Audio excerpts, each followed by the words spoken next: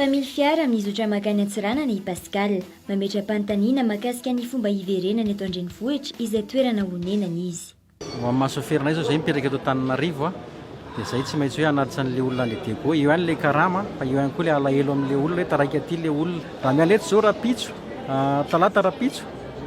lakamisy vao tonga ny dego noho ny aratsian'ny lalana raha 3 andro ilay izy dia tafajanona any izay nefa ny depensany izay sofera anankiroa ny depensany tsy mahaleo ny sara ny vidiny satria ny sakafon'olona ray any eo amin'ny 60 000 isan'andro ny sakafo fotsiny izany ny dosy ny WC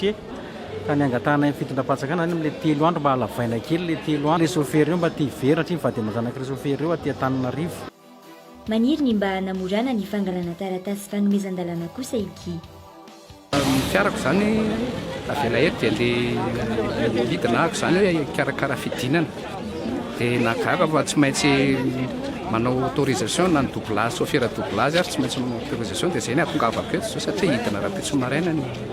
programme anay zany. Raha ny tenin'ny président alina tompoko dia ohatrany hoe mahazo mandeha izay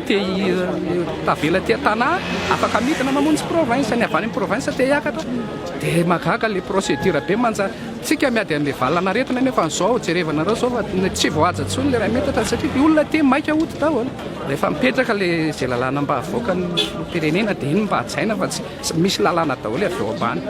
Raha ny nambara ny ministry ny fitaterana efa misy ireo fandaminana izay ataony eo anivony rafim-panjakana. Ka rehefa mahazo autorisation izy dia mametraka izy dia miverina ny tomobile ka